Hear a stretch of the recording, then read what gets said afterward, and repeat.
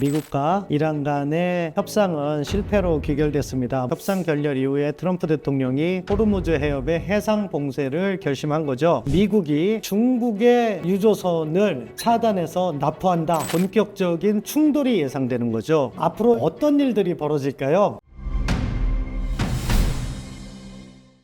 안녕하세요. 글로벌 판읽기 3편 시작하겠습니다. 안타깝게도 지난 주말에 있었던 미국과 이란 간의 협상은 실패로 귀결됐습니다. 물론 협상이 한 번으로 끝날 거라고는 생각하지 않았어요. 그럼에도 불구하고 일단 제이디 벤스와 갈리바프 간의 협상은 실패로 끝난 것 같고, 트럼프 대통령은 호르무즈 해협을 봉쇄하겠다 하는 새로운 의견을 갖고 나온 거죠.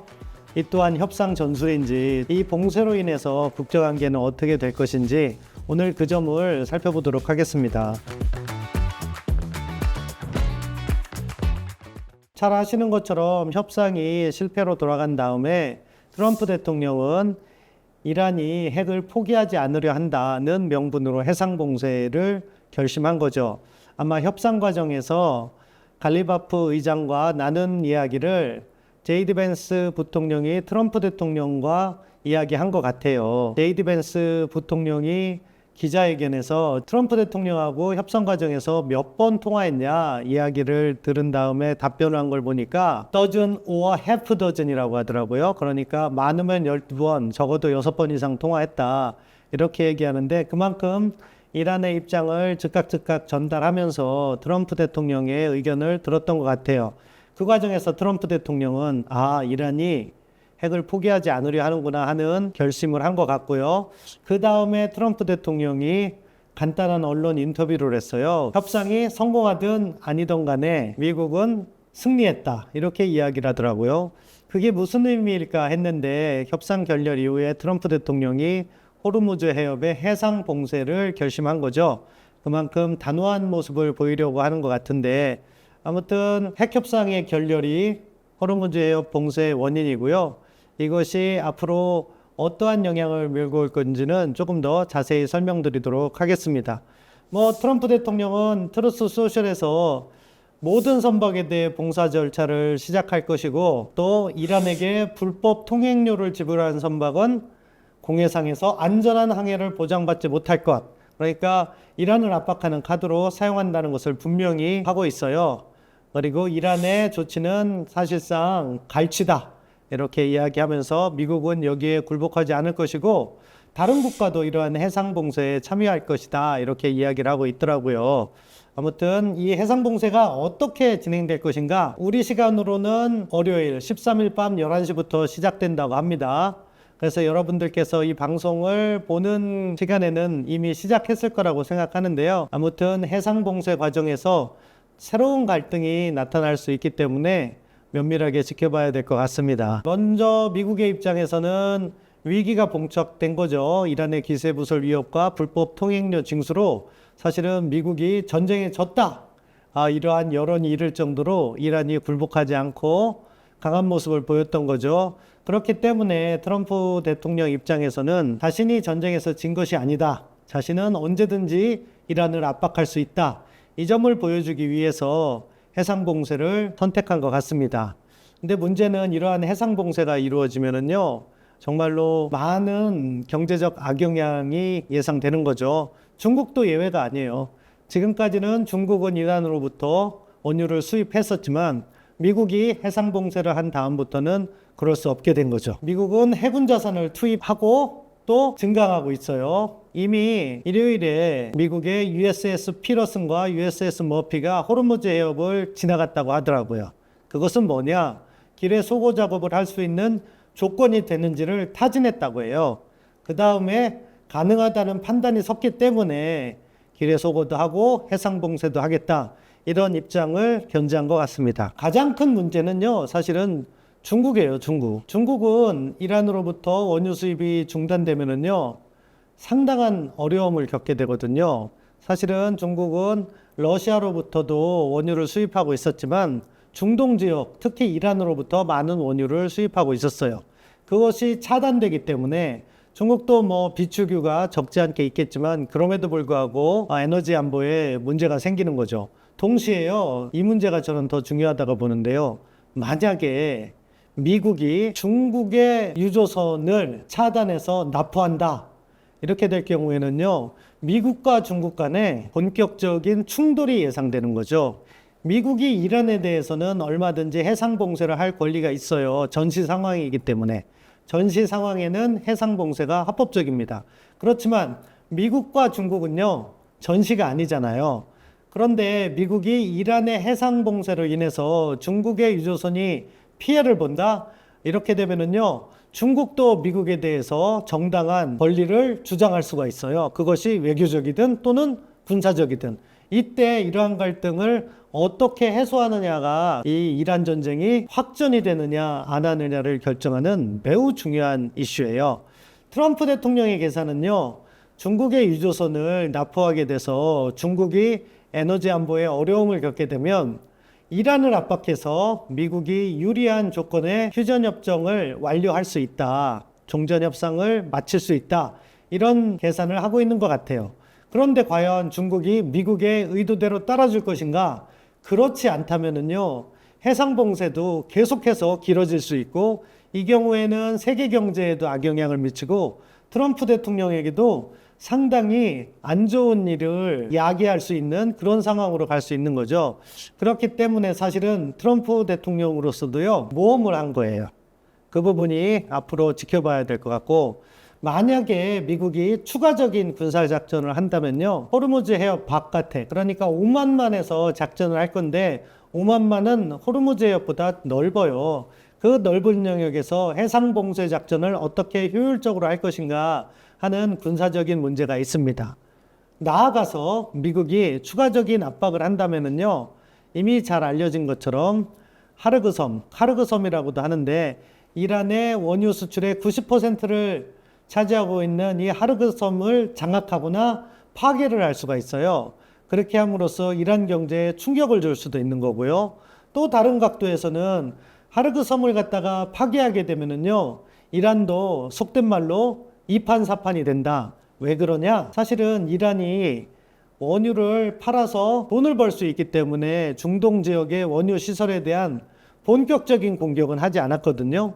그런데 이란의 원유 시설이 파괴되면 이란도 중동 다른 지역 국가의 원유 생산 시설이나 저장 시설에 대한 본격적인 미사일 공격을 할 수가 있고, 그렇기 때문에 사실 세계 경제에 미치는 악영향은 더 클 수가 있다고 봐요. 그래서 아마 미국도 하르그섬을 점령하거나 폭파하는 건 쉽지 않고요. 만약에 지상군을 활용한다면요, 저는 플랜 B로서 아부무사 섬을 점령할 가능성도 있다고 봐요. 물론 큰 틀에서는 지상군 작전을 전개할 가능성은 적다고 봅니다.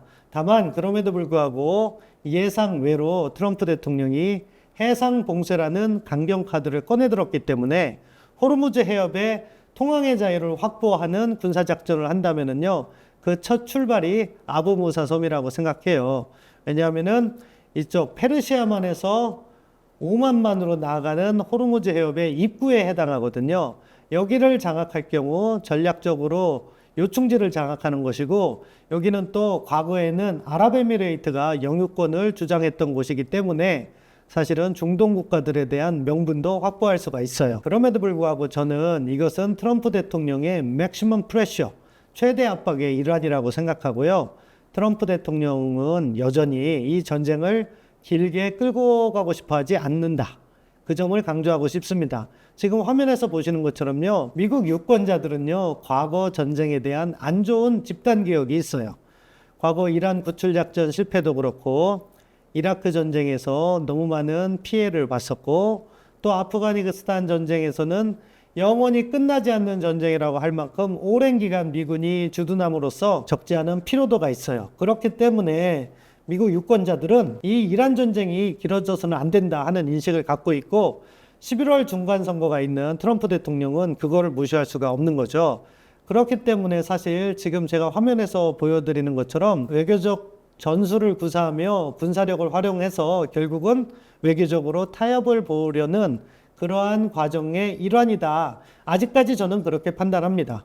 외교적 출구, 이란 측의 Final and Best Offer라고 얘기했습니다. 최종적이고 최고 좋은 제안을 했는데 그걸 받아들여라 하는 거죠. 출구를 제공하고 데드라인을 설정한 거예요. 그리고 한편으로는 해상봉쇄와 같은 군사작전구를 준비하고 만약 이 이란이 지연전술을 쓴다 그렇게 판단하면 군사작전을 하는 거죠. 그게 지금 봉쇄 작전으로 연결되는 것이고 이 봉쇄 작전을 통해서도 이란의 본토의 지상군을 점령하기 어렵기 때문에 사실은 외교적 출구를 모색하는 것이다. 이렇게 설명드리고 싶어요. 결국 제가 첫 주에 설명드렸죠. 2주 전에 트럼프 대통령은 굿딜, 좋은 거래를 희망하지만 그것이 안 이루어졌을 때는 노딜을 선택하면서 군사적인 압박을 가할 것이다. 이렇게 말씀드렸는데요. 지금도 그러한 메커니즘은 여전히 유지된다고 말씀드릴 수 있겠습니다. 그럼 협상은 왜 깨졌을까요? 사실은 협상이 위태위태했었어요. 저희 시간으로는 일요일이었죠. 토요일 밤부터 일요일 새벽까지였는데 그때 협상을 했습니다. 벤스 부통령이 이란에 있었던 시간은 21시간이라고 해요. 그리고 실제 협상을 한 시간은 10시간 내외였던 것 같아요.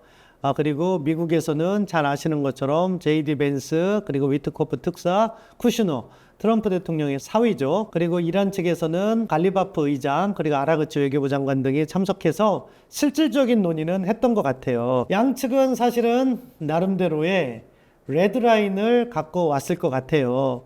우라늄 농축과 관련해서는 미국은 적어도 이란이 고농축 우라늄을 보유하는 것은 허용할 수 없다. 반대로 이란은 적어도 이라늄 농축 권한은 가져야겠다. 이렇게 주장을 했을 거고요. 호르무즈 해협과 관련해서 미국은 이란이 호르무즈 해협을 통제하는 권한을 갖는 것은 허용할 수 없다. 이런 입장이었을 것이고 이란은 어떻게 해서든 호르무즈 해협에서 영향력을 행사하겠다. 이런 입장이었을 거라고 생각해요. 그 밖에도 이스라엘이나 헤즈볼라가 문제가 되겠죠. 미국은 이스라엘의 안전보장, 이란은 헤즈볼라의 안전보장. 그래서 서로 공격하면 안 된다. 이런 이야기를 했을 거고요. 또 동시에 이스라엘을 공격할 수 있는 이란의 탄도미사일 능력을 미국은 제한하려고 했을 거예요. 이 정도가 사실은 협상 테이블에 가져가는 양측의 레드라인. 그러니까 협상이 시작되지 않는 난스타터라고 할 수 있겠죠. 협상을 하는 과정에서 저는 합의 가능 영역, 존 오브 파시블 어그리먼트라고 하는데 이 영역이 존재한다고 봤어요. 그렇기 때문에 합의를 이룰 가능성도 있다고 봤는데 결국에 고농축 우라늄은 미국으로 또는 IAEA로 반출하고 대신에 이란은 명목상으로 농축 우라늄을 개발할 수 있는 권리를 확보하는 거죠. 실질적으로는 하더라도 아주 저농축, JCPOA에서 이야기했던 3.67% 농축 이하로 할 가능성은 열려 있다. 그럼 타협점이 만들어지는 건데요. 이것과 관련해서 나오는 이야기가 약간 달라요. 강경파 쪽에서는 이란이 고농축 우라늄을 해외로 반출할 수 없다. 그런 이야기도 나오고 있고 미국에서도 이란이 고농축 우라늄을 해외로 반출하지 않으려 했다 해서 판이 깨졌다는 이야기는 나오고 있어요. 사실 그렇게 되면 미국으로서는 전쟁 명분이 사라지는 거나 마찬가지이기 때문에 허용할 수 없는 거죠. 그래서 깨진 것 같아요. 대신에 저는 호르무즈 해협과 같은 경우에는요. 미국이 이란이 고농축 우라늄만 포기한다고 하면은 호르무즈 해협을 공동 관리하거나 또는 해협을 개방하는 대신에 이란에게 상응하는 경제적 지원을 했을 가능성은 있었다고 봐요. 그런데 다만 이란이 핵 능력을 계속해서 보유하겠다 하는 주장을 계속해서 했기 때문에 그 다음 것들의 진척이 더뎠다고 봅니다.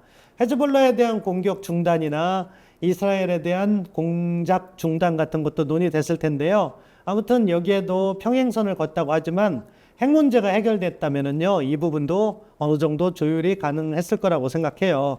그렇기 때문에 앞으로 어떤 식의 협상이 전개될지 모르겠지만 미국이 군사적 압력을 계속하면서 이란에게 이야기했던 Final and Best Offer 그 내용이 뭔지는 아직 안 알려졌어요. 그렇지만 제가 방금 전에 합의 가능 영역이라고 말씀드렸던 부분에서 조정을 해서 이란 측에 보냈을 텐데 이란이 그것을 수용하면 합의 가능성은 여전히 열려 있다고 봅니다. 협상이 어려운 이유는 또 이렇게 중요한 이슈 말고도 다른 것들도 있어요. 그것은 뭐냐?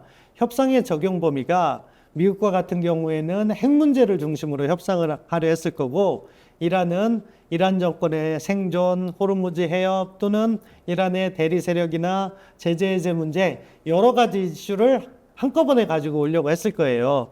그리고 이행 절차도 미국이나 이란 모두 상대방이 먼저 이행하라. 그런 부분에 있어서도 협상이 어려움을 겪었을 거고요. 제가 늘 말씀드렸지만 협상 시간에서도 이해가 다른 거죠. 미국은 가급적 빨리 이걸 맞춰야지 트럼프 대통령은 중간선거 준비할 수 있는 거고요. 이란은 시간은 자기 편이라고 생각했을 거예요. 그러한 이유에서 깨진 것이고, 이게 깨지게 된 거는요, 착각이 있어요. 그건 뭐냐? 미국은 트럼프 대통령이 이야기한 것처럼 미국이 이겼다 이렇게 주장을 하고 있는 거고, 이란도요 군사적으로는 승리하지 못했다고 뭐 할 수 있겠지만 그래도 내부 정권은 생존했기 때문에 버틴 것이 곧 승리한 거다 이렇게 주장을 하고 있는 거죠. 그렇기 때문에 사실은 양측이 모두 승리를 선언했고, 그래서 양보하지 않으려 했기 때문에 21시간을 어떻게 보면 헛되이 보낸 거죠. 이 협상이 재개되려면은요 이러한 착각이 붕괴되어야 돼요. 왜냐하면은 서로 문제가 있다는 걸 인식하고 테이블에 앉아서 진정성 있게 문제를 풀어가야 되는데, 지금은 미국이 봉쇄작전을 전개하고 있기 때문에 쉽지는 않아 보입니다. 그럼에도 불구하고 제가 처음부터 강조한 것처럼요, 이란 핵 문제 그리고 그것과 이란 정권의 생존을 교환하는 방식으로의 협상은 언제든지 열려 있기 때문에 사실은 미국이 봉쇄작전을 한다거나 또는 나아가서 하르그 섬을 점령하거나 또는 아부무사 섬을 점령한다 하더라도 타협점은 마련될 수 있다고 봅니다. 그럼 앞으로 어떤 일들이 벌어질까요? 사실 가장 어려운 문제죠. 지금 화면에서 보시는 것처럼요, 일시적인 휴전 상태가 깨진 거죠. 그래서 외교적 타결로 가서 성공적 합의를 했으면 하는 바람은 사라진 거예요. 물론 나중에 다시 협상이 재개될 가능성은 있다고 말씀드립니다. 그런데 이렇게 협상이 결렬됐기 때문에 그것을 미국은 뭐로 봤냐? 기만 및 지연 전술로 받고 이제 군사적인 옵션을 선택하게 될 거예요. 미국이 군사적인 옵션을 선택한다 하더라도요, 사실은 그 해결이 쉽게 이루어지진 않아요. 이란이 저항을 할 것이기 때문에. 그런데 이란이 그러한 입장을 바꾸지 않는다 하는 상황이면은요, 글로벌 차원에서는 상당히 안 좋은 일들이 계속해서 일어날 수밖에 없습니다. 해상 봉쇄가 이루어지면 중동 원유 공급이 중단이 되는 거고, 그렇게 되면 대한민국을 포함해서 아시아 지역의 석유화학이 어려움을 겪게 되는 것이고, 나아가 글로벌 공급망이 마비되는 거예요. 이렇게 연쇄적인 충격이 국제사회에 전달되는 거죠. 트럼프 대통령은 전면적인 해상봉쇄 카드를 활용하는데 미국은 자체 원유 생산을 하고 있기 때문에 괜찮다 이렇게 생각을 하죠. 그런데요, 사실은 국제 원유 가격은 글로벌 차원에서 연동이 되기 때문에 미국의 원유 가격, 미국의 석유, 미국의 휘발유, 경유 가격도 함께 오르게 되고 있고요. 또 중요한 것은 아시아에 있는 석유화학 제품은 전 세계적으로 공급망을 형성하고 있어요. 그렇기 때문에 이러한 공급망이 마비됐을 경우 국제 경제에 미치는 영향은 매우 크다 그렇게 생각합니다. 근본적으로는요, 세계 에너지 질서를 지탱하는 5가지 기둥이 점점점 균열되고 있다는 점이에요. 이 부분을 저는 가장 우려해요. 그래서 저는 가급적 협상으로 마무리됐으면 좋겠다는 기대감을 가지고 여러 차례 말씀드렸는데요. 보세요.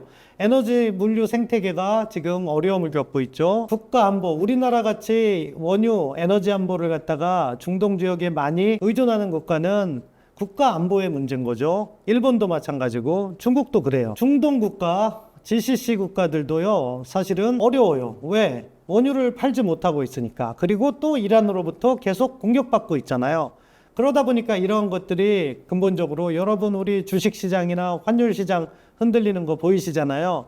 글로벌 금융시장에도 악영향을 미치고 나아가서 미국의 리더십에도요, 적지 않은 부정적인 영향을 미치고 있다고 봐야 됩니다. 물류도 계속해서 높은 운송 비용으로 될 거고, 국가안보도 탈중동 에너지 전환 및 가변화가 지속될 것이고, 지정학적인 문제나 금융 문제, 글로벌 패권 문제, 지금 화면에서 보시는 것 같은 여러 가지 문제가요, 단기적이 아니라 구조화될 가능성이 있다는 것이 가장 두려운 문제입니다. 그렇기 때문에 나중에 해협이 재개방된다 하더라도요, 이런 문제가 한꺼번에 단기간에 해결되지 않을 거예요.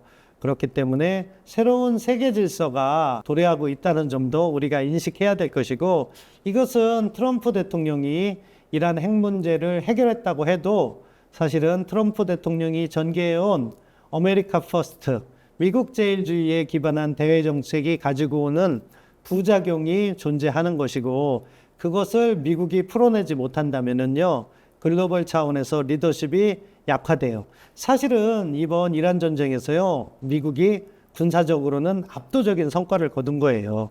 그런데도요, 미국 국내적으로 트럼프 대통령의 인기는 계속해서 낮아지고, 유럽하고 갈등, 아시아 국가, 미국의 동맹 국가들과 갈등, 이런 것들이 사실은 미국의 글로벌 리더십을 약화시키고 있다고 봐요. 그런데 이것이 이란 전쟁 이후에도 지속된다면 한미 동맹을 채택하고 있는 대한민국의 입장에서는요, 매우 어려운 상황이 도래할 수 있다는 점을 예상하고, 안보적인 측면에서 또는 경제적인 측면에서 앞으로 다가올 세계에 대해서 보다 면밀한 준비를 해야 된다고 생각합니다. 오늘은 이처럼 이란 전쟁의 파급 효과를 살펴봤는데요. 해상봉쇄 이후에 상황은 악화될 수도 있고 또는 극적인 타결로 갈 수도 있어요. 이 변화하는 국제 질서를 빨리 포착하고 우리가 면밀한 대응을 해야 된다고 생각합니다.